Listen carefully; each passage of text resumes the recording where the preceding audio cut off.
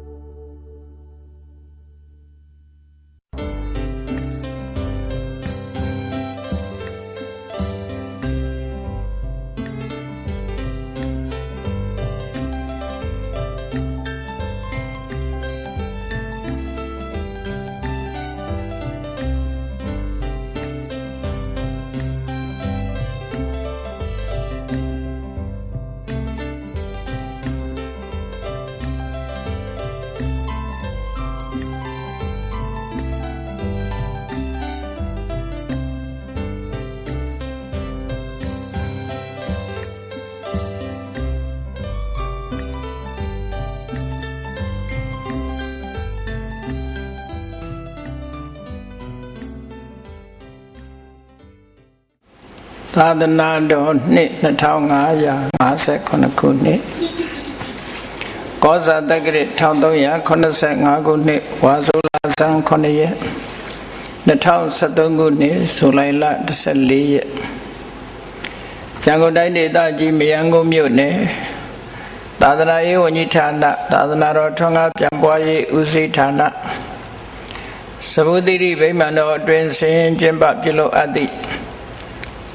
သာသနာပူဇာမြတ်မင်္ဂလာတရားအလှူတော်ဓမ္မသဘင်အခမ်းအနား၌ဥဝင်းမော်ဒေါ်ခင်ခင်လေးသမီးဒေါက်တာခင်လင်းမော် Forever Company Limited MRTV4 မိသားစုတို့၏အမတဒါနဓမ္မဒါနအဖြစ်ဖြင့်ဟောကြားအပ်သောလောကသားတို့အတွက်မြတ်ဗုဒ္ဓ၏ကြိုးပမ်းချက်အပိုင်းလေးတရားဒေသနာတော်ဒီကနေ့ညဓမ္မသဘင်ခန္ဓာကိုရှင်ဘုန်းတော်သခင်ရှင်တော်မြတ်ဖရာ၏မဟာကရုဏာဂုဏ်ကိုအာယုံပြုကာတိကျဖွဲ့ဆိုအပ်သောဝန္ဒနာပနာမအာတိတဂါထာကိုရွတ်ဆိုပူဇော်ခြင်းဖြင့်စတင်ကြရအောင်ယောကပကောတိဟိပိယပမေယံကာလံကရွန်တော်တိဒုက္ခရာနိခေရံကတောလောကဟိတယနာထောနမောမကာရုဏိကတတတယောနာထောဝိနိယမြာစွာတတ္တဝါဤချမ်းသာစီးပွားလိုလားတောင်းတအကုန်ပေါင်းခါသဖြင့်နာထမြညာခြင်းရှင်တော်မြတ်ဖရာသည်ကပ္ပကောတိဟိပိဂရေကဘာအရေးအတွက်သင်္ချာတို့ဖြင့်တော်လဲအဘယ်မေယံရည်တွေတိုင်းတာဖော်ပြခြင်းငါမစွမ်းနိုင်ပါသောကံလေးအသင်ချေသိနေကဘာရှိကြသောကာလပတ်လုံးလောကယတတလောကဤအကျိုးစီးပွားအလို့ငါအဓိဒုက္ခရာနိယောအသက်ချစ်လက်အင်္ဂါမေတ္တာကြီးမှသမီးသာလင်တထာဇနီဆွန်ကြီးဤဟုချက်တိထဝေငါးသွဲအစုအလုံးခဲရင်တော်မူလို့ကိုကရွန်တော်ဖျားဖြစ်ရန်ဤတန်ကြိုးကိုအာထုတော်မူရသည်ဖြစ်ပေခေရန်ချင်းမျက်လုံးအသက်ဆုံးလျက်နှလုံးစိတ်ဝံကိုရောဤပင်မညင်းတို့ကတောဘဝတဏ္ဍကျိန်ဖန်များစွာရောက်တော်မူခဲ့ရရှာလေပြီမဟာကရုဏီကတတတဝါများရင်ဝေသားကဲ့သို့တနာချစ်ခင်မဟာကရုဏာရှင်ဖြစ်မူသောတသနာတသဝိနည်းများစွာတတဝါဤချမ်းသာစီးပွားလိုလားတောင်းတဂုံပေါင်းခါသဖြင့်နာထမြညာထိုရှင်တော်မြတ်ဖရာအားနမောယုတိပြောင်းပြောမှန်ကိုလျော်၍ကရောယုကျိုးရှိခိုးခြင်းသည်အတုပတုစင်စစ်မဲ့သွေဖြစ်ပါစေတည်း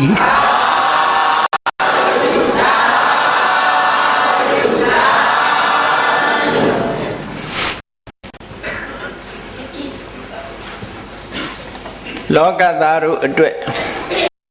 မြတ်ဗုဒ္ဓ၏ကြိုးပမ်းချက်အပိုင်းလေး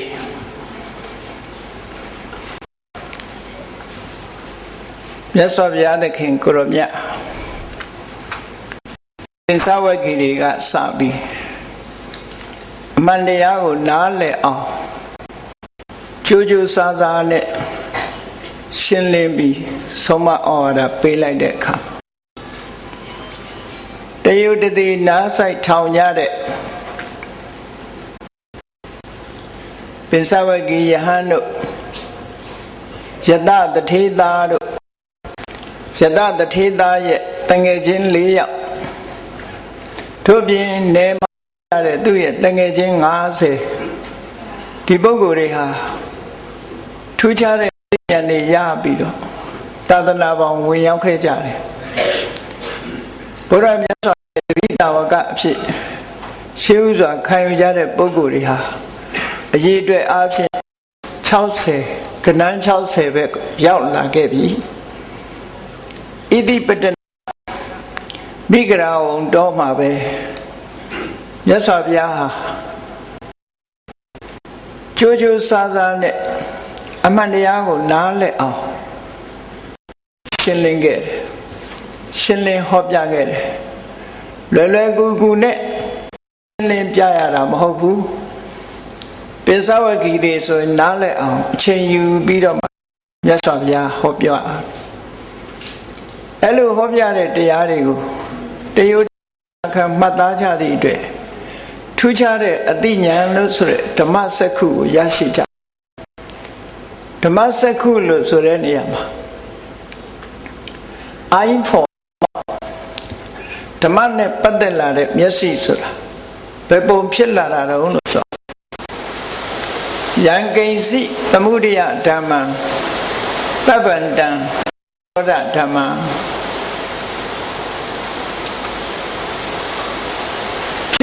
ဘောရှိတဲ့တရားမှန်သမျှဟာချုပ်ဆုံးကွယ်ပြောက်ခြင်းရှိတယ်ဆိုတဲ့အသိဉာဏ်ရသွားတာအဲ့ဒီရဲ့အသိဉာဏ်ရဲ့အင်ဓမ္မကြီးမားတယ်အမှန်တရားကိုသိရှိနားဖြစ်လာတာမှန်သမျှဟာနောက်ဆုံးမှာပျက်စီးခြင်းဆုံးတတ်တယ်လို့ဒီအသိတရားရလိုက်တဲ့ဖြင့်တွေ့တာမှုတွေကိုနိုင်ပြီးနောက်ဆုံးမှာရှင်ထဲကပူလောင်တဲ့တောကတွေကိုကျော်လွှားနိုင်ဟရိယတတန်တိလို့ခေါ်တဲ့စိတ်နှလုံးရဲ့အေးချမ်းမှုကိုရရှိခံစားတရားဝါတွေရဲ့ပူလောင်နေတဲ့စိတ်နှလုံးကိုသောဘုရားဟာအေးချမ်းတဲ့အမတန်အေးချမ်းစေတဲ့ရေစင်ဖြစ်ဆွဖြန်းပေးလိုက်သည့်အတွက်ကြောင့်အပူပင်ကင်းပြီးတော့သွားကြတယ်ယတတထေသာတို့ဆိုတာအမတန်မှချမ်းသာပေမဲ့လို့စိတ်နှလုံးဟာအေးချမ်းမှုမရှိဘူးဒါကြောင့်မြတ်စွာဘုရားရဲ့တရားရေစင်နဲ့စိတ်နှလုံးအေးချမ်းမှုသာဝရအငြိမ့်တက်ကိုရရှိသွားတယ်သူ့ကိုအားကြပြီးတော့တကယ်ဒိဋ္ဌံတရားတွေဟာလေသာသနာပေါင်းဝင်ရောက်လာကြနေမှနေကြတဲ့ရဲ့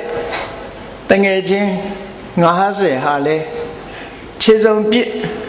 ပြင်ပေးပြီးတော့သာသနာပေါင်းကိုဝင်ရောက်ခဲ့ကြတယ်ဝင်ရောက်လာတဲ့ပုဂ္ဂိုလ်တိုင်းကိုဘုရားမြတ်စွာဟာသူတို့နဲ့လိုက်အောင်တရားဓမ္မကိုရှင်းလင်းဟောပြသည့်အတွက်ကြောင့်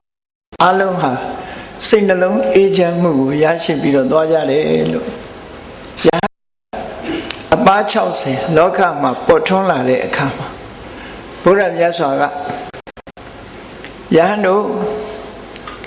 ကြော့ခွင်းအလုံးကသင်တို့လည်းလွတ်ပြီလည်းလွတ်ပြီ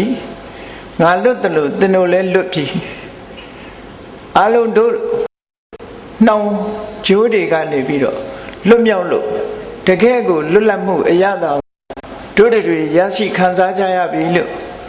ဒီလိုမိန့်ရှိပြီးတော့ဘုရားဗာရဏသီအနီးကဣတိပတနအောင်တော်မှာဖျားဖြစ်ပြီးပထမဆုံးဝါဆိုတော်မူခဲ့ပါအဲ့ဒီဝါရင်းကာလမှာလဲလာရောက်ကြသမျှ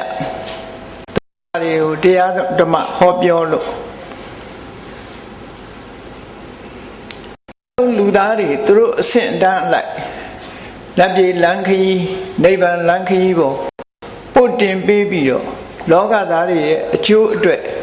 မနာမနေကြိုးစားအားထုတ်ခဲ့ပါတယ်အဲ့လိုကြိုးစားအားထုတ်ပြီးဝါကျွတ်တဲ့ခါကာလမှာမြတ်စွာဘုရားကမိမိလာကအပါး60မိမိတို့တတ်သိနားလည်တဲ့တရားဓမ္မတွေဟောဖို့ပြောဖို့တရားကိုမနာရလို့ရှိရင်ဆုံးရှုံးနစ်နာကြတယ်တရားကိုနားလည်တဲ့ပုဂ္ဂိုလ်လောကမှာရှိနေတယ်ဒါကြောင့်မို့ကြိုးစားပြီးတရားဟောကြတို့အရက်တွေကိုလှည့်ပြီးတော့သွားကြဒေသစာကြီးသွားကြနှစ်ပါးမသွားကြနဲ့လို့မြတ်စွာဘုရားကသာသနာပြုဖို့အတွက်တိုက်တွန်းတော်မူခဲ့တယ်လေအဲ့လိုတိုက်တွန်းရင်းပဲငါကိုယ်တိုင်လည်းပဲ ဒုက္ခရစရိယာကျင့်ခဲ့တဲ့ဥရဝေလတောကိုတစ်ခေါက်ပြန်သွားလိုက်ပဲလို့မြတ်စွာဘုရားဟာပါရဏသီပြည်ဘက်ကနေပြီးတော့ဥရဝေလတောဘက်သွားဖို့ရည်ရွယ်မှန်းထားခဲ့တယ်ဝါလဲကျွတ်ရောယဟန်တော်တွေကိုဗာမိတ်ရှိတော့ဆိုယဟန်တို့မှန်ကန်တဲ့နှလုံးသွင်းမှန်ကန်တဲ့ကြိုးပမ်းအထောက်မှုကြောင့်အဆုံးလွတ်လပ်မှုကိုငါရရှိခဲ့တယ်လို့သင်တို့တွေအားလုံးလည်းရရှိပြီးပြီအားလုံးဟာအနောင်ဘက်တွေကလွတ်မြောက်ခဲ့ကြပြီလို့ယဟန်တော်တွေကိုမိန့်ကြားတော်မူပြီးတဲ့အခါမှာမြတ်စွာဘုရားသခင်ကိုရောမြတ်ဣတိပတနမိဂရာဝံတော်ခိတ္တခဏမြသတင်းသုံးပြီးတော့ဥရဝေလဘက်ကိုခီးထွက်တော်မူခဲ့တယ်ခီးထွက်တဲ့အခါမှာမိမိကိုယ်ကာယရဲ့ပင်ပန်းနှွမ်းနယ်မှုကိုထည့်သွင်းပြီးတော့မစင်စားဘူးမြည်သည့်ပုဂ္ဂိုလ်ရဲ့အကျိုးကိုဆောင်ရွက်ရမလဲလို့အမြဲတမ်းလောကကြီးကိုရှုစားပြီးတော့ဘလောက်ဖဲဝေးဝေးဟောလို့ပြောလို့နားလည်မဲ့ဆိုတဲ့ပုဂ္ဂိုလ်မျိုးပေါ်ပေါက်လာလို့ရှိရင်ကိုယ်တိုင်သွားရောက်ပြီးတော့ဟောပြောဖို့ရဝန်မလေးဘူးဒါကြောင့်မို့ဥရဝေလကုန်းချောင်းလမ်းခရီးဖြင့်ဥရဝေလဘက်ကို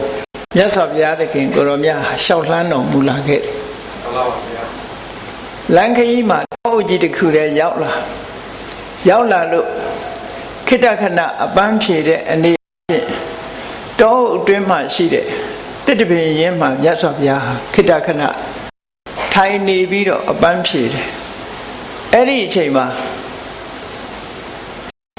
တောအုပ်ထဲမှာလှည့်လည်ပြီးတော့သွာလာနေကြတဲ့ဗတ္ထဝက္ခီလို့အုပ်စုတစ်ခုဒီအုပ်စုကမင်းကြီးရဲ့သားတော်မင်းသားတွေပဲဖြစ်တယ်သူတို့ဟာလွတ်လွတ်နေခြင်းဤအတွက်ကြောင့်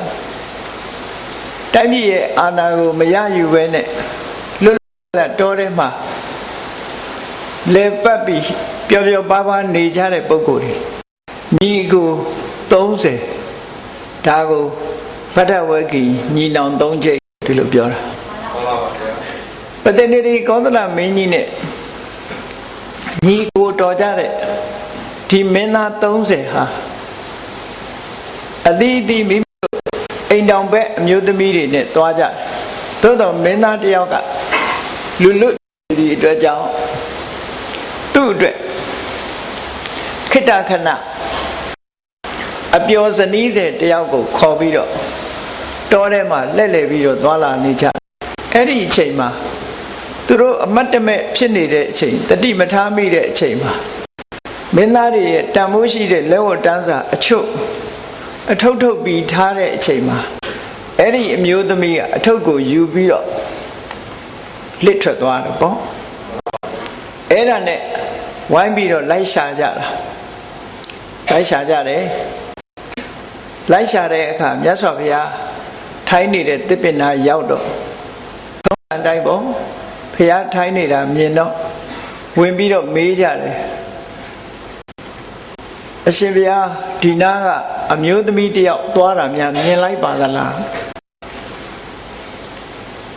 ဆိုတော့မြတ်စွာဘုရားကလည်းသမီးကိုဘာအတွက်ရှာကြတာတုံးလို့မေးတော့ဒီလိုပဲဘုရားပစ္စည်းယူသွားလို့တပည့်တော်တို့လိုက်ရှာကြတယ်ဆိုတော့မြတ်စွာဘုရားကသူတို့လမ်းကြောင်းပြောင်းပေးတဲ့အနေနဲ့မင်းသားတို့အမျိုးသမီးရှာတာရဲ့ကိုရှာတာရဲ့ဒီရှာဖွေခြင်းနှစ်ခုဟာဘယ်ဟာကပိုကောင်းလဲစဉ်းစားကြစမ်းအမျိုးသမီးတယောက်ကိုလိုက်ရှာနေတာနဲ့ကိုရှာတာဘယ်ဟာပိုကောင်းလဲလို့ထူးခြားတဲ့မေးခွန်းမေးလိုက်တဲ့အခါမှာဒီပုဂ္ဂိုလ်တွေကလည်းအသိဉာဏ်ရှိတဲ့ပုဂ္ဂိုလ်တွေဖြစ်သည့်အတွက်ကြောင့်ဟုတ်သားပဲမြို့သမီးလိုက်ရှာနေလို့တို့ဘာအကျိုးရှိမှလဲကိုရှာတာဟာပိုတန်ဖိုးရှိတယ် အဲ့ဒီမှာမြတ်စွာဘုရားကကိုဆိုတဲ့စကားလုံးကိုသုံးတဲ့အခါမှာယံအတ္တနံခဝေသေးယထာအတ္တဆိုတဲ့စကားလုံးကိုသုံးတယ်အဲ့လိုသုံးတာကိုအကြောင်းပြုပြီးတော့ဘုရားဘာသာကိုလေ့လာကြတဲ့နိုင်ငံခြားကပုဂ္ဂိုလ်အချို့ကအတ္တ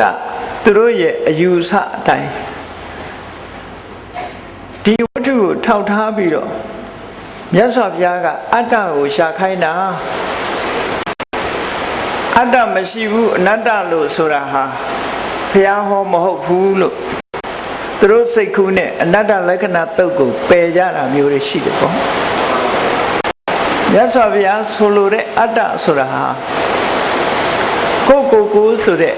ကိုရည်ညွှန်းတာဆိုလိုတာကကိုကျိုးအတွက်ကိုရှိမဲ့အရာကိုရှာရင်မကောင်းဘူးလားလို့မြတ်စွာဘုရားကမိန့်ကြားဆိုရင်ဖြစ်တယ်ဗဒ္ဒဝေခိမင်းသားတွေကတော့နားလည်လိုက်တယ်ဟုတ်တယ်တို့ဟာကိုမရှာဘဲနဲ့သူများကိုပဲရှားနေကြတာဒါမှားရွံ့တယ်လို့အသိဉာဏ်လူရလာတဲ့အခါအမှန်တိုင်းဖြေကြတယ်မမဗျာကိုရှာတာပိုကောင်းပါလေအေးအဲ့ဒါလို့ကိုရှာတာပိုကောင်းတယ်ဆိုလို့ရှိရင်ဒီနားမှာခဏထိုင်ရငါရှင်းပြမယ်လို့ဆိုပြီးမြတ်စွာဘုရားကဒီလောကသားတို့ရဲ့အကျိုးအတွက်ခရီးသွားရင်းမှာဗဒ္ဒဝေကိမင်းသား30ကိုတရားဟောပြတယ်ဟောတဲ့အခါမှာကိုရှာပုံရှာနည်းကိုဟောတဲ့အခါမှာမြတ်စွာဘုရားဟာနံပါတ်1လူမှုတမှုဆိုတဲ့ဌာနကထာကိုဟောတယ်နံပါတ်2ကိုကျင့်သီလအရေးကြီးပုံသီလကထာကိုဟောတယ်နံပါတ်3ဒါနလည်းရှိမယ်သီလလည်းရှိမယ်ဆိုရင်နတ်ပြည်ဆိုတာမခဲရင်ဘူးနိုင်ရသူဂတိရောက်နိုင်တယ်လူချမ်းသာတဲ့ပို့ပြီးတော့ချမ်းသာတဲ့နိုင်ရသူဂတိကိုရောက်နိုင်တယ်လို့တက္ကကထာကိုဟောတယ်ဒါနသီလဆိုတဲ့အကြောင်းကြောင့်တက္ကဆိုတာကိုရောက်နိုင်တယ်သို့တော်လည်းကာမဂုဏ်အာယုန်နေဆိုတာဟာကောင်းကျိုးမပေးဘူးလို့ဆိုပြီးကာမနာအာဒီနဝကထာဆိုတာကိုဟောတယ်အဲ့ဒီနောက်မှာကာမဂုဏ်အာယုန်တွေကနေပြီးကိုလူယုံထွက်နိုင်လို့ရှိရင်တော့ဒီလိုအကျိုးကျေးဇူးတွေရနိုင်တယ်လို့ဆိုပြီးစီကာစင်ကာစိတ်ဝင်စားဖွယ်ရာအနုပုပ္ပိကထာလို့ခေါ်တဲ့ဟောယုဟောစဉ်အတိုင်းမြတ်စွာဘုရားကသူတို့ရဲ့စိတ်တွေစင်ကြဲလာအောင်အနုပုပ္ပိကထာဆိုတဲ့တရားရည်စဉ်နဲ့ဆေးကြောပေးလိုက်တဲ့အခါမှာစိတ်တွေအားတက်တယ်ရောဖြစ်လာကြအဲ့ဒီလိုစိတ်တွေအားတက်တယ်ရောဖြစ်လာတဲ့အခါကျတော့မှသစ္စာ၄ပါးလို့ဆိုတော့မြတ်စွာဘုရားဟောကြားပေးတယ်အဲ့ဒီလိုသစ္စာ၄ပါးဟောကြားလိုက်တဲ့အခါကာလမှာဒီဗဒ္ဒဝဂ္ဂီညီနောင်၃ကျိတ်တို့ဟာထူးခြားတဲ့ဓမ္မစက္ခုလို့ဆိုတဲ့ဓမ္မအမြင်ကိုရရှိပြီးတော့သွားကြတယ်ယံကိဉ္စိသမုဒယဓမ္မံသဗ္ဗန္တံនិရောဓဓမ္မဖြစ်ချင်းရှိသဘောရှိတဲ့အရာခတ်သိမ်းဟာပြည့်ချင်းသဘောရှိတာပဲလုံးဝချွင်းချက်မရှိတန်တရားကင်းပြီးတော့သိမြင်သွားကြတယ်အဲ့ဒါလို့သိမြင်သွားတာနဲ့တပြိုင်နက်တို့တွေဟာကိုရှာဆိုတာဒီဓမ္မအမြင်ကိုရှာခြင်းပဲဖြစ်တယ်လို့သဘောပေါက်ပြီးတွေဒီနေရာမှာပဲမြတ်စွာဘုရားထံထူးထောက်ပြီးတော့အရှင်ဘုရားတို့ရှင်ဘုရားရဲ့သာသနာတော်မှာရှင်ယဟန်ဖြစ်ဝင်ရောက်ပြရစေပါလို့ဆိုတော့မြတ်စွာဘုရားကအေဟိဘိခောယဟန်တို့ဝင်လာခဲ့ကြ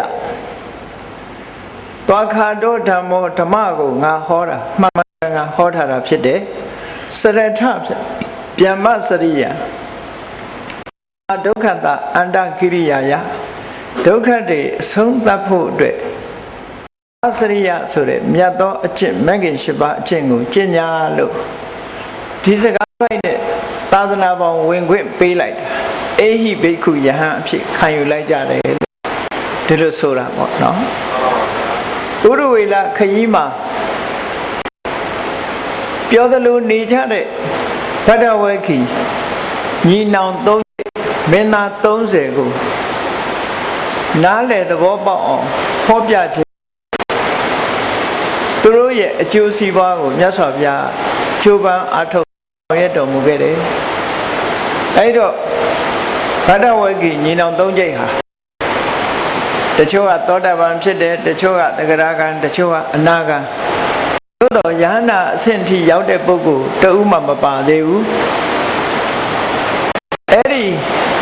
ဘဒ္ဒဝေကီယဟန်တွေဟာသာသနာပေါ်ဝင်ရောက်ပြီးတဲ့အခါဒီတောထဲမှာပဲဆက်လက်ပြီးတော့နေထိုင်ကြမြတ်စွာဘုရားသခင်ကိုရောမြတ်ကတော့ဥရဝေလတောဘက်ကိုဆက်ပြီးတော့ခီးကြွသွားတယ်ဥရဝေလတောဘက်ဥရဝေလတောဆိုတာတစ်ချိန်တုန်းက6နှစ်ပတ်လုံးဒုက္ခရာစရိယာကျင့်ခဲ့တဲ့တောအဲ့ဒီထဲမှာတရားကျင့်တဲ့ပုဂ္ဂိုလ်တွေမြောက်များစွာရှိတယ်ဘုရားလောင်းတာကျင့်ခဲ့တာမဟုတ်ဘူးတရားကျင့်တဲ့ပုဂ္ဂိုလ်တွေမြောက်များစွာရှိတယ်ဥရဝေလတောရောက်တဲ့အခါကျတော့ဥရဝေလတောထဲမှာတပြည့်ယတိအချမ်းရံ9နဲ့ဒီမိပူဇော်လောကမြအကုသိုလ်တွေကိုဆေးကြောပြီးရေချိုးပြီးဆေးကြောတန့်စင်ခြင်းဆိုတဲ့တပအကျင့်နေကျင့်နေတဲ့ဥရဝေလကတ္တဗာလို့နာမည်ကြီးတဲ့ယတိကြီးတူလည်းရှိတယ်တခါသူ့ရဲ့ညီအရင်နေစရာမြစ်အကြေမှာတပြည့်300နဲ့အတူတူသူ့လိုပဲရစ်ပူဇော်ခြင်းရေချိုးတန့်စင်ပြီးအကုသိုလ်တွေကိုမျောခြင်းဆိုတဲ့အလုပ်နဲ့တပအကျင့်ကိုကျင့်နေတယ်နတိကတ္တဗဆိုတာရှိတယ်တခါခလန်းလန်းခရာအနီးမှာနောက်ပါယတိ200နဲ့ရစ်ပူဇော်ခြင်းရေချိုးတန့်စင်ခြင်းဆိုတဲ့အလုပ်တွေနဲ့အကုသိုလ်ကင်းအောင်ဆိုပြီးတော့တပအကျင့်ကျင့်နေတဲ့ညီငယ်ဆုံးဖြစ်တဲ့ခရာကတ္တဗဆိုတာလည်းရှိတယ်အဲ့တော့အလုံးပေါင်းလိုက်တဲ့အခါကျတော့ယသိ1000လို့ခေါ်တယ်ဥရဝေလတောအနီးပတ်ဝန်းကျင်မှာပဲယသိ1000ဟာသူတို့ယုံကြည်ရာအကျင့်တရားများကိုကျင့်ကြံကြိုးကုပ်အားထုတ်ပြီးတော့နေကြတာတဲ့မြတ်စွာဘုရားကပထမဆုံးဥရဝေလကတ္တဗယတိကြီးစီသွားတယ်သွားပြီးတော့တညတာတီးခုခွင့်ဆိုပြီးတော့ဥရဝေလကတ္တဗယတိကြီးကိုခွင့်တောင်းတာကဘယ်နေရာမှာခွင့်တောင်းတော့လို့ဆိုတော့အဲ့ဒီယတိကြီးမီးပူဇော်တဲ့မိနတ်ကွန်ပေါ့အဲ့ဒီမိနတ်ကွန်နေရာမှာတညတာလောက်တဲပြရစေလို့မြတ်စွာဘုရားကခွင့်တောင်းတယ်အဲ့လိုခွင့်တောင်းတဲ့အခါကျတော့ဥရဝေလယတိကြီးကကြိုးကြောင်ပြောပြတယ်မနေပါနဲ့တဲ့ဒီမှာဟောဒီမိပူဇော်တဲ့မိနတ်ကွန်တဲထဲမှာအင်တမစိတ်ပြင်းတဲ့နဂါးကြီးတစ်ကောင်ရှိနေတယ်အဲ့ဒီနဂါးကြီးကဒုက္ခပေးလိုက်မယ်တဲ့ဒီထဲမနေပါနဲ့မနေချင်ပါနဲ့လို့ပြောမြတ်စွာဘုရားကထပ်ပြီးတော့ခွင့်တောင်းတယ်ဝန်မလေးဘူးဆိုရင် तू တညတာနေပြရစေပါလို့ထပ်ပြီးတော့တားမြစ်တယ် तू ကအစိတ်ပြင်းတဲ့နဂါးကြီးရှိလို့ဒါကြောင့်မို့လို့ပါသူ့အနေနဲ့တော့ဝန်မလေးပါဘူးမနေချင်ပါနဲ့လို့ညင်းဆိုတော့နောက်ဆုံးတော့မြတ်စွာဘုရားကဘလောက်ပဲအစိတ်ပြင်းပြင်းသူ့အတွက်အရေးမကြီးပါဘူးသူ့အတွက်အရေးမကြီးဘူးခွင့်သာပေးပါလို့ဆိုတော့အဲ့ဒါလို့ဆိုလို့ရှိရင်လေကိုယ်သဘောနဲ့ကိုယ်နေခြင်းနေပါတော့လို့ပေးလိုက်တော့မြတ်စွာဘုရားအဲ့ဒီမိနတ်ကိုပူဇော်တဲ့ မိတင်ကုတ်လို့လည်းခေါ်လို့ရတာပေါ့သို့မဟုတ်မိနတ်ကွန်းလို့လည်းခေါ်လို့ရတယ်ရှေးတုန်းကအဲ့ထဲမှာမိပူဇော်ကြတဲ့နေရာဌာနပေါ့မိပူဇော်တယ်ဆိုတာမိကိုမွေးပြီးတော့မိကိုထင်းနေပါတယ်နဲ့ထည့်ပြီးတောက်အောင်လုပ်ပြီးအဲ့ဒီထဲမှာထောပတ်ကလေးလောင်းထဲလိုက်မန္တန်ရွတ်လိုက်ထောပတ်လေးလောင်းထဲလိုက်စီကလေးလောင်းထဲလိုက်မန္တန်ရွတ်လိုက်အဲ့ဒါလို့မိထဲမှာလောင်စာလေးတွေထည့်ပေးပြီးမန္တန်ရွတ်တာဒါကိုမိနတ်ပူဇော်တယ်လို့ခေါ်တယ်ဒီကနေပြီးတော့ဗြဟ္မာကြီးနဲ့ဆက်သွယ်တဲ့သူတို့အယူဆပေါ့နော်အမ္တမယူသေးနဲ့သူတို့တလေးတစားလုံးလေးရှိကြတယ်မိနတ်ပူဇော်တဲ့မိတင်ကုတ်တဲမှာပဲသမဘာဝင်စားပြီးတော့ငြိမ်ငြိမ်သက်သက်ထိုင်းနေတဲ့အချိန်မှာ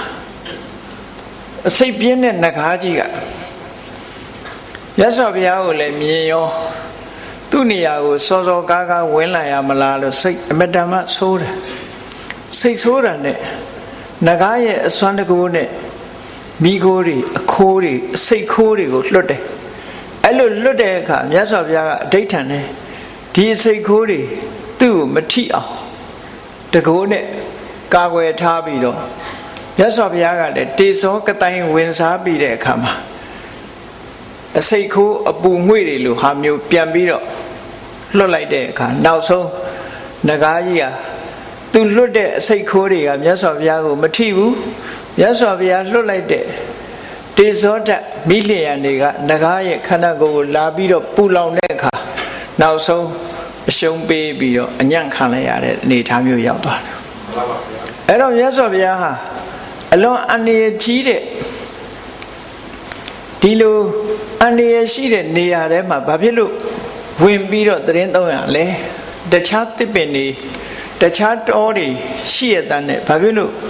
အခုလိုအစိတ်ပြင်းတဲ့နဂါးရှိတဲ့နေရာထဲမှာဝင်ရောက်ပြီးနေရတယ်လဲလို့ဆို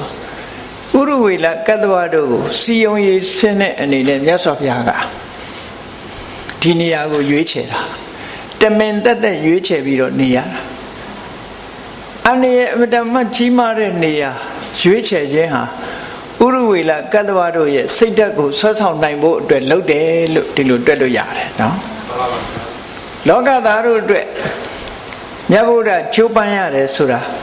အန္တရာယ်တွေနဲ့ကြုံရင်လည်းကြုံမှာပဲအဲ့ဒီကြုံတဲ့အန္တရာယ်တွေကိုထက်ပြီးတော့မတွက်ဘူးမြတ်စွာဘုရားမီတင်းကုတ်ထဲမှာဒီနဲ့ရင်ဆိုင်တွေ့ပြီးတော့အန္တရာယ်ကိုဖြေရှင်းလိုက်တဲ့အခါယသိတွေကတော့တညာလုံးအဲ့ဒီမီတင်းကုတ်ထဲကမိအောင်တွေတပြောင်ပြောင်တောင်းနေတော့ယဟန်ဂေါရမတော့ရုပ်ရည်ရူပကာယအမတန်ချောမောလှပတဲ့ယဟန်ဂေါရမမနဲ့ကြရင်တော့ပြာဖြစ်နေရောပေါ့စိုးရိမ်တကြီးနဲ့ကြည့်ကြတယ်မနဲ့လဲမိုးလင်းရောလာတဲ့အခါကျတော့မြတ်စွာဘုရားကထိုင်ရဲ့ဘာမှမဖြစ်ဖဲတွေ့တော့သူတို့တန်တော်ဖြစ်သွားတယ်အဲ့ဒီလိုတန်တော်ဖြစ်တဲ့အခါမြတ်စွာဘုရားကဥရဝေလကတ္တဝယသိကိုပြတယ်ဒီမဲ့မီတင်းကုတ်ကြီးကိုလွှမ်းမိုးပြီးတော့မိပူဇော်တဲ့နေရာမှာဝင်ရောက်ပြီးတော့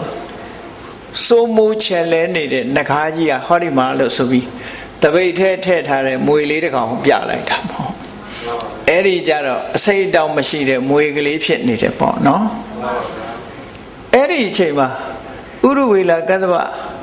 အမှုရှိတဲ့ယသိတွေဟာမြတ်စွာဘုရားပေါ်မှာသိပ်ပြီးတော့အထင်ကြီးသွားကြတယ်ဒါစီယုံရေးတစ်ခုပဲပေါ့အထင်ကြီးမှုလေးစားမှုမရှိရင်ဘုရားဟောတဲ့တရားဘယ်လိုလုပ်နာမလဲလောကလူတွေကအထင်ကြီးမှုလေးစားမှုပေါ်မှာအခြေခံပြီးတော့သူ့ရဲ့အဆုံးအမကိုလိုက်နာကြတာဒါလည်းလိုအပ်ချက်တစ်ခုအရာစီယုံရေးအတွက်အရေးပါတဲ့အကြောင်းတစ်ခုပဲလို့ဒီလိုသတ်မှတ်ရအဲ့ဒီမှာဥရဝေလကတ္တဝရဲ့စိတ်ထဲမှာဘယ်လိုဖြစ်တော့တကူကြည့်လိုက်တာ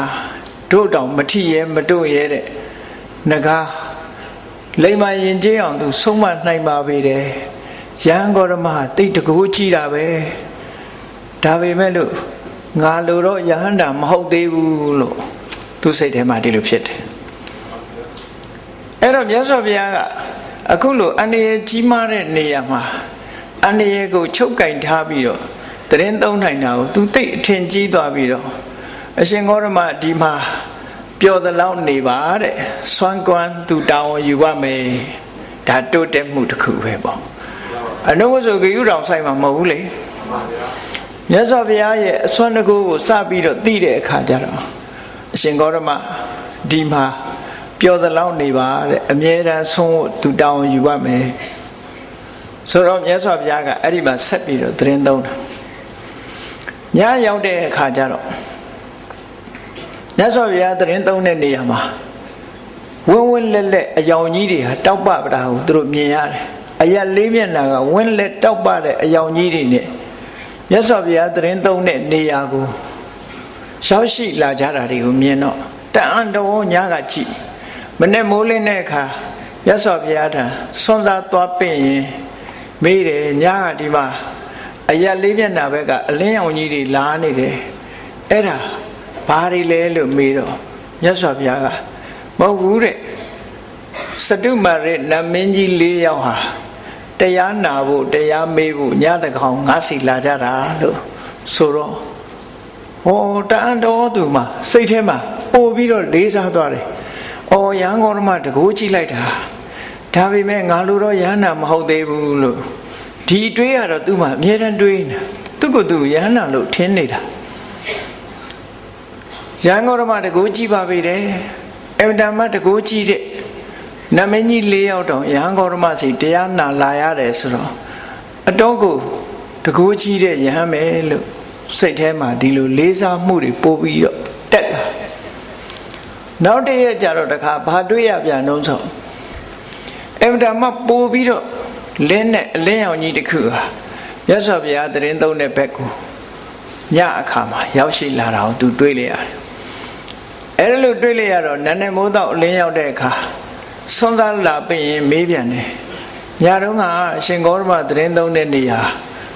အဗ္ဗဓမ္မတောက်ပါတဲ့အလင်းရောင်ကြီးတစ်ခုအလင်းတန်းကြီးတစ်ခုရောက်လာတာကိုတွေ့လိုက်ရတယ်အဲ့ဒါဘာလဲလို့မေးတော့တာဝရိန္ဒနတ်ပြည်ကတရားမင်းကြီးကတရားနာခြင်းလို့ငါစီကိုလာတာတဲ့ဆိုတော့အော်တကူကြီးတဲ့တရားကတောင်ရှင်ဂေါရမစီလာစိကရပါပြီတယ်လို့ဟောအဗ္ဗဓမ္မအံ့ဩပြီဒါပေမဲ့ငါလိုတော့ယဟန္တာမဟုတ်သေးပါဘူးဒီအတွေးနဲ့တခါနေပြန်အဲ့ဒီကနေပြီးနောက်တည့်ရကြတော့တခါအရင်တော့ကရှေ့ပိုင်းမှာတွေ့တဲ့အလင်းရောင်တွေတဲ့ပို့ပြီးတော့လင်းတဲ့လင်းအားကောင်းတဲ့အလင်းရောင်ကြီးတစ်ခုဟာတတော်လုံးတထောင်လုံးထိန်လင်းသွားလောက်အောင်အလင်းရောင်ကြီးတစ်ခုမြတ်စွာဘုရားသတင်းသုံးတဲ့နေရာကိုဗဟိုပြုပြီးတော့ဖြစ်ပေါ်လာ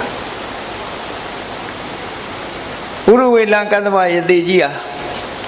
အံ့ဩထိတ်လန့်ပြီးနတ်နဲ့မိုးတော်လင်းရောက်တဲ့အခါမြတ်စွာဘုရားထံလာရောက်ပြီးညကအလင်းရောင်ကြီးကပို့ပြီးတော့လင်းတယ်။ဘာများပါလဲလို့ဆိုတော့ညကတဲ့ငါစီကိုတဟံပတိဗြဟ္မာကြီးတရားနာဖို့ရောက်လာတာဟာတဲ့ဗြဟ္မာကြီးကိုယ်တိုင်လာတရားနာတယ်ဆိုတော့အံ့ဩတယ်တကူကြည့်ပါပေတယ်ဆိုရင်ဒီကိစ္စတွေဟာမြတ်စွာဘုရားကဥရဝေလကတ္တဗရဲ့ဒီတရားဓမ္မသိဖို့ရာအတွက်သူ့ကိုဆွဲဆောင်စီယုံမှုပဲဖြစ်တယ်ပေါ့ဒါတွေကိုသိရသည့်အတွက်ကြောင့်ဥရဝေလကတ္တဗရဲ့စိတ်ဟာမြတ်စွာဘုရားဘက်ကိုပို့ပြီးတော့ညွတ်လာတယ်အကယ်၍သာအစွမ်းတကူကိုမသိဘူးဆိုလို့ရှိရင်ဘုရားဟောတဲ့တရားကိုနားထောင်မှာမဟုတ်ဘူးဘာဖြစ်လို့လဲဆိုရင်အင်္ဂါတိုင်းမကရတိုင်းမှာဒီနှစ်တိုင်းမှာသူကတကယ့်ဆရာကြီးလေဘယ်သူမှပို့မထားတဲ့သူ့ရဲ့ကြီးတဲ့လူမရှိဘူးအဲ့ဒီလိုပုဂ္ဂိုလ်မျိုးဆိုတာသူတို့ရဲ့တာတဲ့အရေးချင်းတွေတွေ့မှသာလင်းတပိခံမှာပေါ့အနုဘုဆိုပဲတပိခံမလဲအဲ့ဒီလိုနေရင်ကနေပြီးမြတ်စွာဘုရားဟာသူအံ့ဩလောက်တဲ့အနေအထားမျိုးတွေဘယ်လောက်ထိအောင်ကြုံတွေ့တယ်လဲဘယ်လောက်ထိအောင်သူအံ့ဩရတဲ့မြတ်စွာဘုရားရဲ့ဒီအစွမ်းတကိုးတွေကိုသူတတိထားမိတယ်လဲလို့ဆိုရင်တကိုးပြာတိဟာပေါင်းဥရဝေလတောမှာမြတ်စွာဘုရားဟာအကျိန်1500လောက်ပြရတယ်တဲ့နော်မထင်မှတ်ပဲနဲ့အကျိန်ပေါင်း1500လောက်ထိအောင်မြတ်စွာဘုရားသူတို့စီယုံရေးအတွက်အဲ့တော့ဘုရားရောက်လာတာဟာ တရင်ကျွလို့တစောင်းမုံနှစ်တော်ပြာတော်ဆိုတဲ့3 လတိတိဥရဝေလကတ္တဗတို့စီနေပြီးတော့မြတ်စွာဘုရားဟာစီယုံရတာလွယ်လွယ်ကူကူနဲ့သူတို့တရားဟောဖို့အတွက်လွယ်လွယ်ကူကူနဲ့ကောက်ဟောလို့ရတာမဟုတ်ဘူးအချိန်ဆိုတာလည်းရှိသေးတယ်အချိန်ခါကိုစောင့်ဆိုင်ပြီးတော့မြတ်စွာဘုရားသူ့ရဲ့စိတ်ကိုဆွဲဆောင်နေရတာစီယုံရေးလို့ခေါ်တယ်ပေါ့ဒါဘယ်သူအတွက်စီယုံတာတုံးလို့ဆိုမြတ်စွာဘုရားတခါတော့ဟောတယ်ငါရဲ့တပည့်လို့ဆိုပြီးတပည့်တွေဖြစ်ဖို့အတွက်ငါတရားဟောတာမဟုတ်ဘူးတဲ့ငါသိတယ်လို့သိပါစေငါလွတ်မြောက်တယ်လို့လွတ်မြောက်ပါစေငါတန်တရားကထွက်ရတယ်လို့သူတို့လည်းထွက်ရပါစေဆိုတဲ့ဒီစိတ်ဓာတ်နဲ့ငါတရားဟောတာတဲ့ငါရဲ့ဒီစီယုံမှုဟာငါတပည့်ပရိသတ်များဖို့အတွက်ငါလှုပ်တာမဟုတ်ဘူးပွင့်ပွင့်လင်းလင်းပဲဒီလိုမိန့်ကြားခဲ့တာရှိတယ်ပေါ့အဲ့တော့ဥရဝေလကတ္တဗအမှုရှိတဲ့ယသိတွေရဲ့အကျိုးအတွက်မြတ်စွာဘုရားဟာဆင်းရဲပင်ပန်းမှုတွေကိုခံပြီးတော့အချိန်3 လကြာအောင်စောင့်ဆိုင်တော်မူခဲ့တယ်အဲ့ဒါလို့စောင့်ဆိုင်ပြီးတော့နေတဲ့အခါမှာယသိတွေကဆောင်းရာသီရောက်ပြီဆိုရင်အလွန်အေးပြီဆိုတဲ့အချိန်မှာသူတို့တဏ္ဍာမှာရှိတဲ့အကုသိုလ်တွေကိုမျောဖို့ဆိုပြီးတော့အလွန်အေးတဲ့အချိန်မှာနေရင်စရာမြက်ထဲမှာရေဆင်းချိုးကြတယ်ခိုက်ခိုက်တုံးနေအောင်ရေချိုးကြတယ်ရေချိုးပြီးတဲ့အခါကျတော့အေးလုံးမကအေးတဲ့အခါဘာလုပ်ကြတော့ဆိုမီးလှုံကြတာအဲ့ဒီမှာမီးမွေးလို့မရဘူးမီးမွေးဖို့အခက်ခဲတွေကျုံနေတယ်ကျုံနေတော့မြတ်စွာဘုရားကမီးမွေးပေးတယ်နော်တခါမိဆိုင်เสียထင်းနေမပြည့်မစုံဖြစ်တဲ့အခါကျတော့မြတ်စွာဘုရားကထင်းခွဲပေးတယ်ပေါက်ဆိုင်ကြီးကင်ပြီးတော့ခွဲတယ်လို့တော့မအောင်မေးနဲ့ပေါ့မြတ်စွာဘုရားကသူတို့ကိုကူညီပေးတာထင်းလဲခွဲပေးတယ်မီးလဲမှုေးပေးတယ်ယသိတွေဒီရေချိုးပြီးတဲ့အခါမီးလှုံဖို့ဆိုတာမြတ်စွာဘုရားရဲ့အစွမ်းတကူနဲ့ဒီမှာမီးလှုံเสียလဲရတယ်အဲ့ဒီမီးတွေငြိမ့်လို့မရတဲ့အခါလဲမြတ်စွာဘုရားကမီးငြိမ့်အောင်လုပ်ပေးရတယ်အဲ့ဒါလို့အစွမ်းတကူပေါင်းမြတ်စွာဘုရားဟာဥရဝေလကတ္တဗတို့ကိုအစွမ်းတကူပေါင်းပြတာ1500ကျော်တယ်တဲ့3 လတိတိအဲ့ဒီမှာစီယုံလိုက်တာ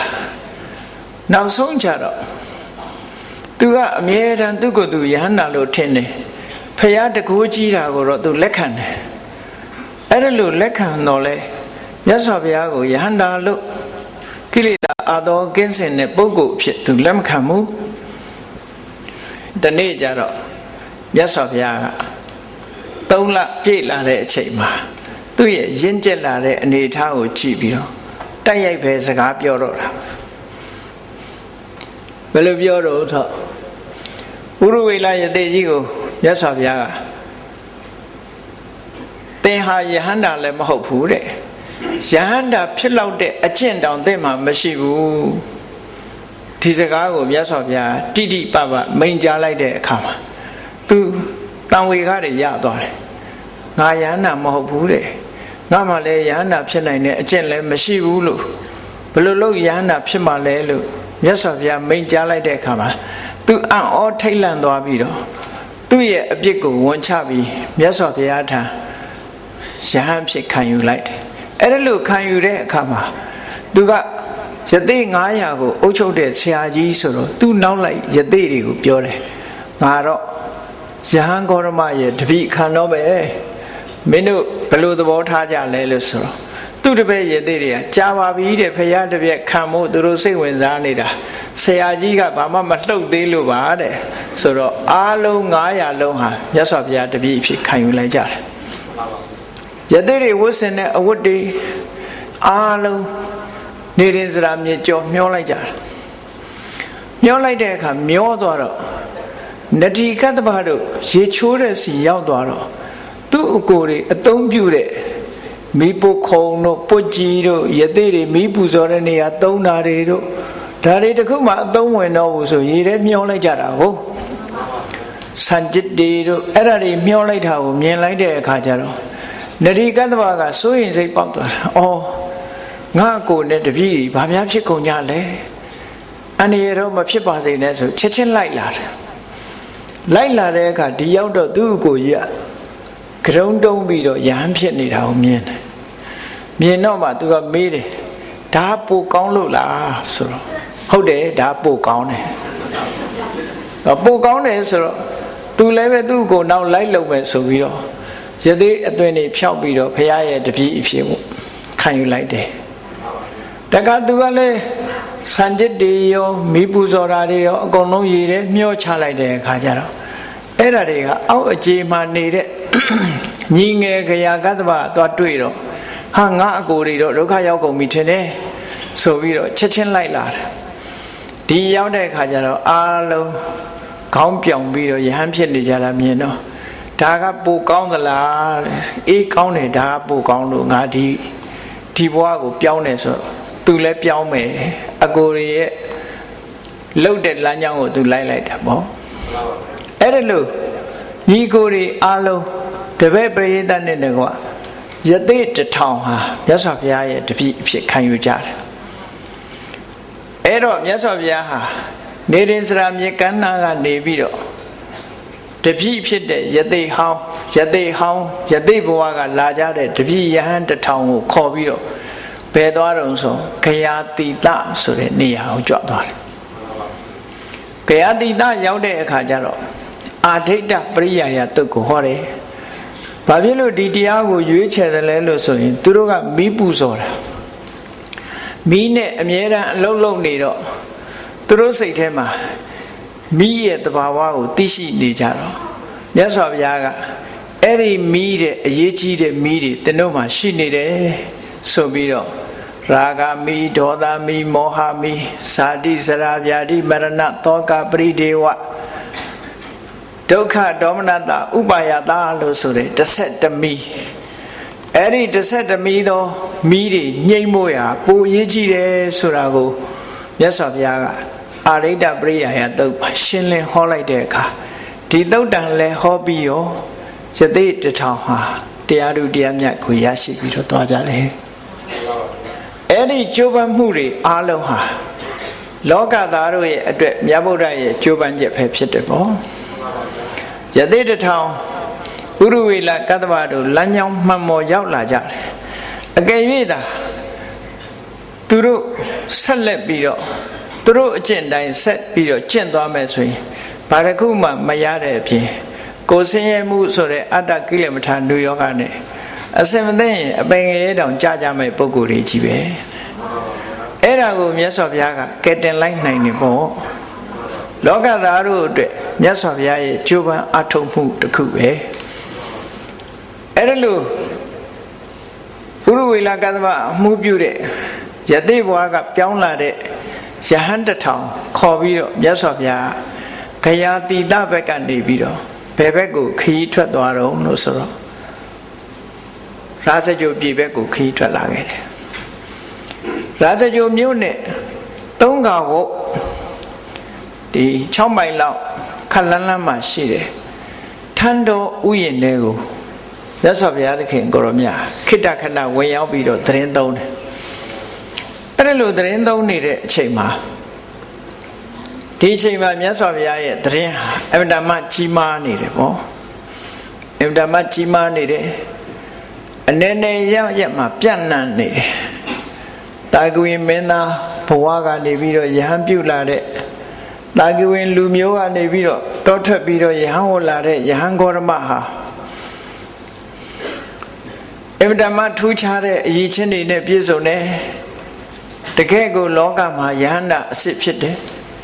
ဒီလိုယဟန္တာအစစ်ဖြစ်ဖို့သူကိုယ်တိုင်တရားဓုတရားမြတ်တွေကိုကိုယ်ပိုင်ဉာဏ်နဲ့သိတယ်အရဟံသမ္မာသမ္ဗုဒ္ဓောဆိုဂုဏ်အရေးချင်းတွေပေါ့အဲ့ဒါလို့ကိုယ်တိုင်သိနိုင်လောက်အောင်သူဟာအကျင့်နဲ့အသိဉာဏ်နဲ့ပြည့်စုံတယ်ဝိဇ္ဇာစရဏတမ္ပနောမှန်ကန်တဲ့လမ်းကြောင်းအတိုင်းကျင့်ကြံကြိုးကုပ်အားထုတ်လို့လမ်းဆုံးထိအောင်ရောက်သွားပြီးသားဖြစ်တယ်အောင်မြင်ပေါက်ရောက်ပြီးသူဖြစ်တယ်သူကတော်လောကအကြောင်းကိုအမှန်တကယ်ကိုယ်တိုင်သိတော်မူတဲ့ပုဂ္ဂိုလ်ဖြစ်တယ်လောကဝိတုလောကအကြောင်းကိုသိသည့်အတွက်ကြောင့် တရားဝါတွေကိုဆုံးမတဲ့နေရာမှာတော့သူ့တဲ့တာတဲ့ပုဂ္ဂိုလ်မရှိဘူးတဲ့အမတမထူးချွန်တဲ့ပုဂ္ဂိုလ်ဖြစ်တယ်အနုတ္တရောပုရိသဓမ္မတာရတိအဲ့ဒါလို့ဆုံးမတတ်လို့ပဲလူသားတွေနတ်တွေရဲ့ဆရာတဆူကြီးဖြစ်တယ်ဒါကြောင့်မို့တတ္ထာဒေဝမနုဿာနာသိအောင်ပြောပြတတ်တယ်အမှန်တရားတွေကိုကိုယ်တိုင်သိုံသာမကတရားဝါတွေသိအောင်နားလည်အောင်ဟောတတ်လို့ဗုဒ္ဓဆိုတဲ့အရေးချင်းနဲ့လည်းပြည့်စုံတယ်ရုပ်ရည်အစင်းကလည်းအမြဲတမ်းစက်တည်ရှိတဲ့ရုပ်ရည်မျိုးဖြစ်သောကြောင့်ဘဂဝါလေးစားတိုက်တဲ့ပုဂ္ဂိုလ်ဖြစ်တယ်လို့ဆိုတဲ့တဲ့ဟာအဲ့ဒီနဲ့အနှံ့ပြောရမယ်ဆိုရင်လူတွေရဲ့အတိုင်းဝိုင်းနတ်တွေရဲ့အတိုင်းဝိုင်းမြမာတွေရဲ့အတိုင်းဝိုင်းထိအောင်အကုန်လုံးဟာဒီတဲ့ဟာပြန့်နှံ့မိတာဖြစ်နေတယ်အဲ့တော့ပြန့်နှံ့နေတဲ့တဲ့ရာလတ္ထိဝနလို့ခေါ်တဲ့ထံတော်ဥယျာဉ်ထဲမှာရသော်ဗျာအမှုပြုတဲ့ယဟန်တစ်ထောင်ရောက်နေတယ်ဆိုတဲ့သတင်းဟာရာဇဂုမြို့တစ်မြို့လုံးကိုလွှမ်းခြုံသွားတဲ့သတင်းတစ်ခုပဲဖြစ်တယ်။ဒါကြောင့်မို့ရာဇဂုမြို့အုပ်စိုးနေတဲ့ဗိမိသာရမင်းကြီးဟာငကိုယ်တည်းကတရားတရားရှိတဲ့ပုဂ္ဂိုလ်ဖြစ်တယ်။ဖယားနဲ့ယဟန်နေထံတော်ဥယျာဉ်နဲ့ရောက်နေတယ်လို့ဆိုတဲ့သတင်းကြားတာနဲ့ပဲတိုင်းလူပြည်သားတွေကဗြဟ္မဏဂါပတိကလို့ခေါ်တဲ့ဗြဟ္မဏလူမျိုးတွေအယောင်းဝယ်နဲ့အသက်မွေးကြတဲ့ဂါပတိတွေအားလုံးဒီ1,200,000အရေးအတွက်1,200,000ရှိတဲ့ပုဂ္ဂိုလ်တွေအချမ်းရံနဲ့ဗိမိသာရမင်းကြီးဟာမြတ်စွာဘုရားကိုလာရောက်ပြီးတော့တွေ့ဆုံတယ်ပေါ့အဲ့ဒါလို့တွေ့ဆုံတဲ့အချိန်မှာမြတ်စွာဘုရားကသူတို့နဲ့တန်တဲ့တရားကိုဟောတယ်ဆိုတော့ဘာတွေဟောတော့ဆိုဒါနကထာဒါနအကြောင်းဟောပြောတယ်ဒါနကထာဟာဒီလူမှုတမ်းမှုဆိုတာလူတွေမှာလုပ်ဖို့ရလွယ်ကူတယ်ပေါ့ဒါကြောင့်မို့လို့လွယ်ကူမှုကနေစပြီးတော့အမြဲတမ်းအကျိုးရှိတဲ့အလုပ်ဖြစ်တယ်ဆိုတာကိုဒါနကထာနဲ့ဟောပြီးဒါနရဲ့အကျိုးကျေးဇူးတွေကိုဖော်ပြတယ်။အဲ့ဒီဒါနလုပ်တဲ့အခါမှာကိုချင်းတရားကောင်းမှုလိုအပ်တယ်ဆိုပြီးသီလကထာဒါနနဲ့သီလပြည့်စုံရင်နတ်ပြည်ဆိုတာမခက်ဘူးလို့ဆိုတဲ့တက်ကကထာနတ်ပြည်ရဲ့ချမ်းသာမှုဒီ၃မျိုးနဲ့စိတ်ဓာတ်တွေအတ္တတရောဖြစ်လာအောင်ဟောပြီးတဲ့အခါမှာကာမဂုဏ်အာယုန်တွေရဲ့အပြစ်ကိုဟောပြီးကာမဂုဏ်အာယုန်တွေကိုစွန့်ပယ်လိုက်ရင်ထိတဲ့မကကြီးမားတဲ့အကျိုးကျေးဇူးရနိုင်တယ်ဆိုတာကိုမိမောင်းထိုးပြလိုက်တဲ့အခါကျတော့ကာမဂုဏ်အာယုန်တွေကိုစွန့်ပယ်လို့တဲ့စိတ်ဓာတ်တွေဟာပြင်းထန်လာကြတယ်။အဲ့ဒီအချိန်မှာမြတ်စွာဘုရားကဒုက္ခသမုဒယនិရောဓမဂ္ဂလို့ဆိုတဲ့သစ္စာ၄ပါးဆိုတာရှင်းလင်းဖော်ပြတယ်။ဥပမာပါနဲ့တူတော့ဆိုရင်အဝတ်ကလေးတစ်ခုဆေးအောင်ဆိုးခြင်းလို့ရှိရင်တောက်တောက်ပြောင်ပြောင်အရာရဖို့အယောင်ရဖို့အတွက်ရှေးဥစွာဒီအဝတ်ကိုတန့်စင်အောင်ဖွက်ရတယ်ဖွက်ပြီးတဲ့အခါမှာကိုလိုတဲ့အယောင်ကိုဆိုးတယ်လို့ပဲတဲ့မြတ်စွာဘုရားတရားဝါရရဲ့စိတ်တရားနာပုဂ္ဂိုလ်ရဲ့စိတ်တန့်စင်သွားအောင်ဒါနကထာစိတ်ပါလာအောင်ဟောတယ်သီလကထာစိတ်ပါလာအောင်ဟောတယ်တက်ကကထာစိတ်ပါလာအောင်ဟောတယ်ပြီးပြီဆိုတဲ့အခါကျတော့ကာမဂုဏ်အာယုန်ရဲ့အပြစ်ကိုထောက်ပြတယ်ကာမဂုဏ်အာယုန်ကရှောင်ရှားထွက်ခွာသွားလို့ရှိရင်ဘယ်လိုအကျိုးကျေးဇူးတွေရနိုင်တယ်ဆိုတာကိုထောက်ပြတယ်နောက်ဆုံးမှာစိတ်တွေဟာအတ္တတရောဖြစ်လာတဲ့အခါကျတော့မှအယောင်ဆိုးပြီးတဲ့အနေနဲ့ဒုက္ခသမုဒယဒုက္ခនិရောဓဒုက္ခនិရောဓဂါမိနိပฏิပဒါလို့ဆိုတဲ့သစ္စာ၄ချက်ကွင်းကွက်ရှင်းပြလိုက်တဲ့အခါမှာဓမ္မစက္ခုလို့ဆိုတဲ့တရားအမြင်တစ်ခုရရှိသွားကြတယ်တဲ့ယံကိဉ္စိသမုဒယဓမ္မံသဗ္ဗန္တံនិရောဓဓမ္မံဒီအတိလေးဟာတမန်အသိမဟုတ်ဘူးအဓမ္မတန်ဖိုးရှိတဲ့အသိဖြစ်ချင်းသဘောရှိတဲ့အရာမှန်သမျှပြည့်ချင်းသဘောရှိတယ်ဆိုလုံးဝတန်တရားမရှိဘူးနော်ဖြစ်လာတာမှန်ရင်နောက်ဆုံးပြတ်မှာပဲဆိုတာကိုနားလေသဘောပေါက်သွားတာဟာအင်တမအရေးပါတဲ့အသိဉာဏ်တစ်ခုပဲသို့မဟုတ်လို့ရှိရင်တရားဝါဒီဟာဖြစ်လာတဲ့အရာပေါ်မှာတဒန်းတတတွယ်နဲ့မမောနေကြမှာဟုတ်ဟောဖြစ်လာရင်နောက်ဆုံးဟာ ပျက်စီးခြင်းချုပ်ဆုံးခြင်းမှာအဆုံးသတ်တယ်လို့ဆိုတဲ့အခါမှာဒီပေါ်မှာတွေ့တာမှုတွေကိုရှော့ချလာနိုင်တယ်ပေါ့တွေ့တာမှုတွေရှော့ချလာနိုင်တာနဲ့အမျှစိတ်နှလုံးရဲ့အေးချမ်းမှုဖြစ်ပေါ်စေနိုင်တွေ့တာမှုတွေတန်လန်းရှိနေသမျှထိုတွေ့တာမှုတွေပေါ်မှာစိုးရိမ်တောကဆိုတာဝင်ရောက်နေကြမှာပဲအဲ့ဒီစိုးရိမ်တောကဆိုတဲ့ဝင်ရောက်နေမှုတွေကပြတ်ဆဲဖို့အတွက်တွေ့တာမှုဆိုတာကိုရှော့ချနိုင်ရမယ်လို့အဲ့ဒီတွေ့တာမှုတွေကင်းပြောက်ဖို့အတွက်မြတ်စွာဘုရားကသိမြင်ဖို့ရအမြင်တစ်ခုမှန်ကန်တဲ့အမြင်တစ်ခုကိုပေးလိုက်တာဒါကိုဓမ္မစက္ခုလို့ခေါ်တယ်ဖြစ်သမျှတရားမှန်သမျှနောက်ဆုံးဟာပျက်စီးခြင်းမှာအဆုံးသတ်တယ်အဲ့ဒီအတိနဲ့တွေ့တာမှုတွေအလုံးကိုရှော့ချပြီးတောကကိုဖယ်ရှားနိုင်ကြလို့စိတ်နှလုံးအေးချမ်းမှုကိုရရှိကြတယ်လို့ဒီလိုဆိုတာအဲ့ဒီမှာဗေမိသာရမင်းအမှုပြုတဲ့3,200,000သောပရိသတ်ထဲက1,100,000ကသောတာပန်ဖြစ်သွားပြီကျန်တဲ့1,000ကတော့ဗုဒ္ဓဘာသာအဖြစ်ကူပြောင်းလိုက်ကြတယ်ပထမဆုံးရာဇဂိုခရီးမှာမြတ်စွာဘုရားရဲ့တရားဝါတို့အတွက်အကျိုးပန်းအထုတ်ချက်ဟာအောင်မြင်တယ်လို့ဒီလိုပြောမှာပေါ့အဲ့ဒီမှာဗေမိသာရမင်းကြီးကမြတ်စွာဘုရားကိုလျှောက်တယ်အရှင်ဘုရားတဲ့တပည့်တော်မင်းသားဘဝတုန်းကအင်တမမျောလင်းခဲ့တာတဲ့မျောလင်းချက်ကြီးတွေသူ့မှာရှိခဲ့ပါတယ်တဲ့အဲ့ဒီမျောလင်းချက်ကြီးကဘာလို့ဆိုရင်မင်းသားဆိုတာဘယင်ဖြစ်ချင်တယ်ပေါ့အဖေကလည်းမိဖုရားများတော့ဘယင်ဖြစ်ဖို့ဆိုတာတော့ခက်တယ်လေသားသမီးတွေညီကိုတွေကလည်းများတာကိုများတော့ဒီဘယင်ဖြစ်ဖို့ဆိုတာအခွင့်အရေးကြီးဖြစ်နေတာအဲ့ဒါကြောင့်မို့ဗေမိသာရမင်းသားဘဝတုန်းကငါတနေ့ကြာလို့ရှိရင်ဗိသိက်ခံဘယင်ဖြစ်ရရင်ကောင်းမှာပဲဆိုတဲ့မျှော်လင့်ချက်ကြီးသူတစ်ခုရှိခဲ့တယ်အဲ့ဒါလည်းသူ့မှာပြည့်စုံသွားပါပြီတဲ့လောကမှာဖျားပွင့်လာလို့ရှိရင်အဲ့ဒီဖျားဟာသူ့နိုင်ငံကိုကြွလာရင်ကောင်းမှာပဲလို့မျှော်လင့်ခဲ့ပါတယ်တဲ့အဲ့ဒါလည်းအခုပြည့်စုံသွားပါပြီကြွလာတဲ့အခါမှာသူကိုယ်တိုင်သွားရောက်စိကပ်လို့ခြင်းနဲ့စိကပ်ပြရစေလို့မျှော်လင့်ခဲ့တယ်အဲ့ဒါလည်းသူစိကပ်မှုပြုရသည့်အတွက်ကြောင့်ပြည့်စုံဖြစ်သွားပါပြီအဲ့ဒီမြတ်စွာဘုရားကသူ့ကိုတရားဟောပါစေဆိုတဲ့မျှော်လင့်ချက်လည်းအခု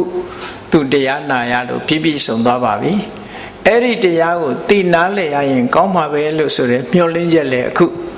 တရားနဲ့ပတ်သက်လို့သူနားလည်သဘောပေါက်သွားပါပြီ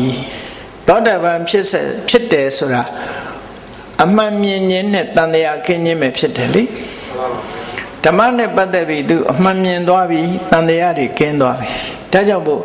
သူ့ရဲ့မျှော်လင့်ချက်တွေအလုံးပြည့်စုံသွားပြီလို့ဒီလိုလျှောက်ထားခဲ့ပါတယ်အဲ့လိုလျှောက်ထားပြီးတော့ဗေမိသာရမင်းကဟောဒီလတ္ထိဝနာဆိုတဲ့ထန်းတော်ဥယျာဉ်ဟာရာဇဂိုမြို့နဲ့အတန်အသင့်လှမ်းကွာနေသည့်အတွက်ကြောင့်ရာဇဂိုမြို့နဲ့မနီးလွန်မဝေးလွန်ဖြစ်တဲ့အမတမသာယာလှပတဲ့ဝေလူဝဥယျာဉ်ကြီးဆိုတာရှိပါတယ်အဲ့ဒီဝေလူဝဥယျာဉ်ကြီးကိုမြတ်စွာဘုရားသတင်းသုံးဖို့သူကလှူဒန်းမယ်လို့ဆိုပြီးတော့မြတ်စွာဘုရားကိုပင့်ပြီးနောက်ရက်မှာဝေလူဝဥယျာဉ်ကြီးကိုရေစက်ချပြီးတော့လှူဒန်းတာပထမဆုံးလှူတာပဲအဲ့ဒါလို့ဝေလူဝဥယျာဉ်ကြီးကိုလှူတော့မြတ်စွာဘုရားဟာဝေလူဝဥယျာဉ်ထဲမှာဒီရာဇဂိုရဲ့ပထမခရီးမှာဝေလူဝဥယျာဉ်ကြီးကိုလှူခံပြီးတော့အဲ့ထဲမှာတပည့်တာဝကတွေနဲ့အတူတကွသတင်းသုံးပြီးတော့တရားဝါရဲ့အကျိုးကိုဆက်လက်ပြီးတော့တည်ပိုးဆောင်ရွက်တော်မူခဲ့တာဖြစ်ပါတယ်ဒါကြောင့်တရားချစ်ခင်သူတော်စင်ပြိဿပေါင်းတို့မြတ်စွာဘုရားသခင်ကိုရောမြတ်ရဲ့ဥရဝေလခရီးဟာတရားဝါရဲ့အကျိုးများစွာတည်ပိုးနိုင်သည့်အတွက်ကြောင့်ဘုရားရဲ့ကျိုးပန်းချက်ဟာအမတမအောင်မြင်တယ်လို့ဒီလိုဆိုရမှာဖြစ်ပါတယ်မြတ်စွာဘုရားသခင်ကိုရောမြတ်ဟာငါသိတဲ့အတိုင်းတရားဝါတွေသိစေရမယ်ငါလွတ်မြောက်တယ်လို့တရားဝါတွေလည်းလွတ်မြောက်စေရမယ်ငါတန်တရားကနေပြီးတော့တစ်ဖက်ကန်းကိုကူးသွားနိုင်တယ်လို့တရားဝါတွေအားလုံးဟာလည်းနိဗ္ဗာန်ဆိုတဲ့တစ်ဖက်ကန်းကိုကူးနိုင်စေရမယ်လို့ဆိုတဲ့မျှော်လင့်ချက်ကြီးတွေကိုအကောင့်ထဲပေါ်ပြီးတော့ ဆောင်ရွက်နိုင်ခဲ့တယ်ဆိုတာကိုသိရှိကြည်ညိုပြီးတော့ဘုန်းကြီးတို့တွေဗုဒ္ဓနုတ္တိဘာဝနာနဲ့မြတ်စွာဘုရားရဲ့ကြိုးပမ်းချက်ကိုကြည်ညိုတဲ့တရားတရားနဲ့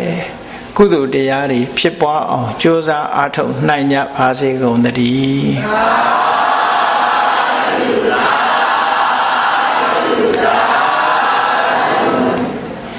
မေတ္တာပို့ရအောင်တတ္တဝါများစွာဘေးရန်ကွာချမ်းသာကြပါစေတတ္တဝါများစွာဘေးရန်ကွာချမ်းသာကြပါစေမေတ္တာရေချမ်းသုံးငါဖြံငြိမ်းချမ်းကြပါစေ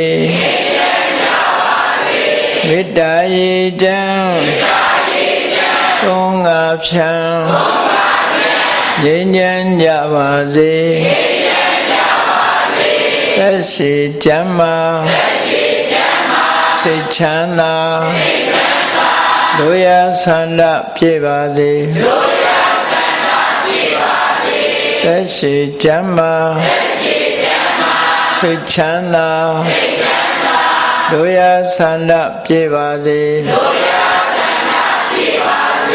ဟောလန္တာဒုက္ခပင်ကစားမေတ္တာပုံနေတုသင်္ကမ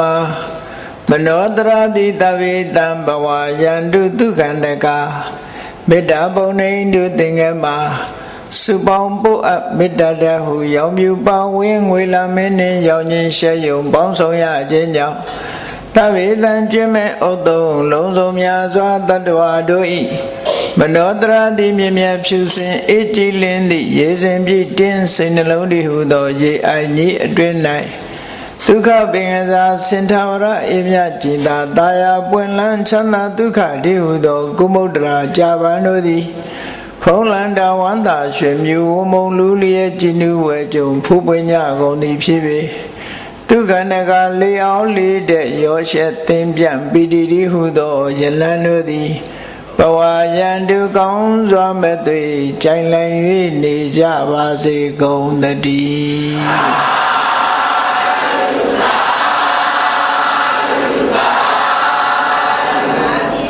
Forever Company Limited MRTV4 မိသားစုတို့မှာဓမ္မပူဇာနဝကမ္မအလူတော်ငွေ10သိန်းကျပ်အားကပ္ပိယကာရကမတဆင့်လူဒန်းပူဇော်ပါမည်ရှင်ဗျာတရားတော်နာဓမ္မမိတ်ဆွေပေါင်းတို့မှယနေ့လူဒန်းသောဓမ္မပူဇာနဝကမ္မများကိုလည်းကပ္ပိယထံလူဒန်းပူဇော်ပါမည်ရှင်ဗျာ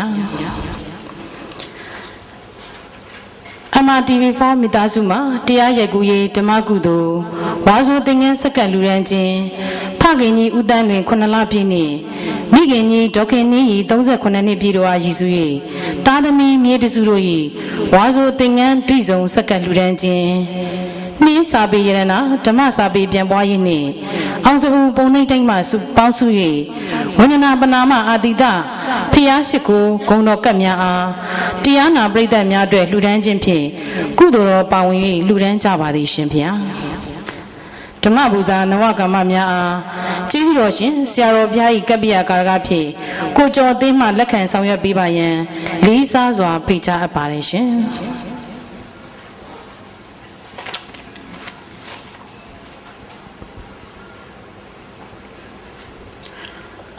တရားဝဲမှတ်တည်လူရှင်ဦးဝဲမော်ဒေါခင်ကြီးလေး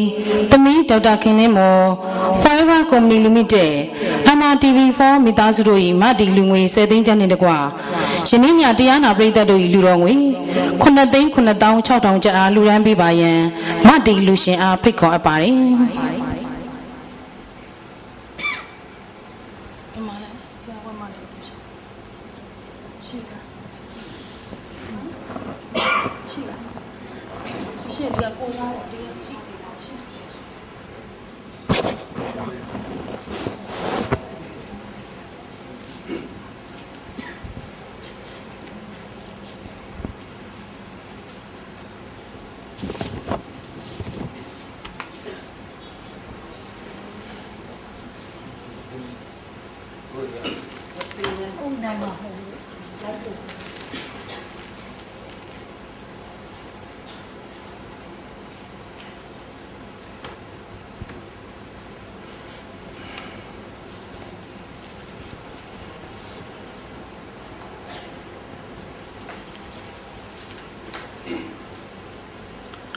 သာ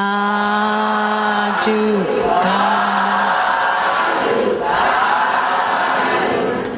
ဘုံမုန်းကြီးတန်းတင်ငိမ့်ဒေါခင်လာမြင့်မိသားစုမှာအလူတော်ငွေ3000ကျပ်အားလူရန်ပေးပါရန်ဖိတ်ခေါ်အပ်ပါတယ်ရှင်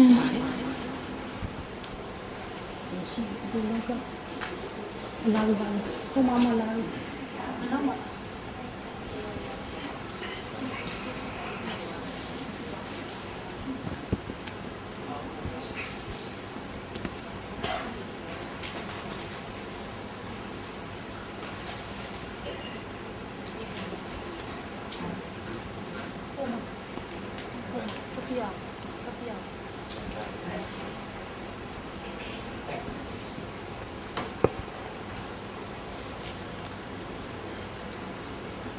သာ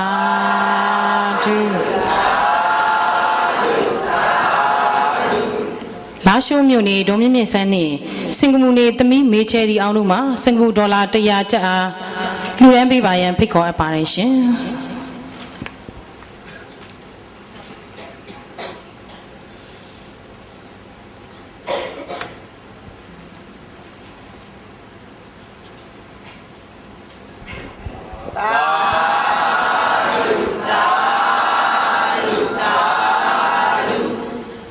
ယင်းညစုစုပေါင်းလူတော်ငွေများမှာ18သိန်း6000နဲ့စင်ကာပူဒေါ်လာ100ဖြစ်ပါ၍တာရုခေါ်ဆိုကြပါကုန်စို့ရှင်သာဓုသာဆက်လက်ပြီးလူရှင်မိသားစုတို့မှာဤစပူတိဗိမာန်တော်ကြီးအရှိတည်တံ့ခိုင်မြဲစေရန်မုံမှန်ခြင်းပြင်ဆင်ခြင်းများပြုလုပ်နိုင်ရန်အလူတော်ငွေ3သိန်းကျပ်လူရန်သွားပါ၍တာရုခေါ်ဆိုကြပါကုန်စို့ရှင်သာဓုသာဓုမှန်လားပါဗျာယနေ့ညပြုလုပ်လူတန်းကြပါတော့ကောင်းမှုကုသိုလ်ဖို့စုတို့အားများတတဝါများထတ်တူညီများရကြစေ၍အမြတမ်းပေးဝေတာရုအနုမောဒနာခေါ်ဆိုနိုင်ရန်ဆရာတော်ဘုရားမှချီးမြှောက်ပေးသနာတော်မူပါယံရိုသေစွာလျှောက်ထားအပ်ပါသည်ဆရာတော်ရှင်သူမြတ်ဘုရားအလုံးလိုက်ဆိုအရှင်ဘုရားဘုရားတပည့်တော်တို့သည်ဓမ္မအတိညာရရှိမှသာလင်နိဗ္ဗာန်ချမ်းသာကိုမျက်မှောက်ပြုနိုင်ပါသောကြောင့်ဓမ္မအတိညာရရှိစေရန်ရှိတန်ကြလျက်ဓမ္မသဘင်ဆင်ကျင်ပါပြုလုပ်ကြ၍အမတဒါနာဓမ္မဒါနာတရားအလှတော်ကိုပေးလူကြပါကုန်၏တရားတော်မြတ်ကိုရိုသေလေးမြတ်စွာမမတ်သာသာအာယုန်ထားလျက်နာကြားကြပါကုန်၏တရားတော်မြတ်ကိုဓာတဗဝတ္ထုအစူစုတို့ဖြင့်ပူဇော်ကြပါကုန်၏ယနေ့ယခုအာထုပြုလုပ်ကြရသောတရားဟောရခြင်းဓမ္မဒေသနာတရားနာရခြင်းဓမ္မတဝနာတရားတော်ကိုပေးလူရခြင်းဓမ္မဒါနာတရားတော်ကိုပူဇော်ရခြင်းဓမ္မပူဇာကုသိုလ်စေရနာအဖျားပြာတို့သည်ဒုက္ခခတ်သိချုပ်ငြိမ်းရမှန်ယနိဗ္ဗာန်ဤအကြောင်းထောက်ပံ့ဖြစ်ပါစေသာရှင်ဖေယဒီကောင်းမှုဤအဖို့ပါကကိုအမိအဖအဖို့အဖဆရာသမားမှစာ၍ ကဘာသူကဘာသာလူနတ်မြမတတ္တဝအများတို့အားအမြအမြဝေငှပါကုန်၏ကုသိုလ်အမြကိုယ်စီရကြကုန်သည်ဖြစ်၍ကိုယ်စိတ်နှဖျားချမ်းသာကြသည်ဖြစ်ကြပါစေကုန်သတည်း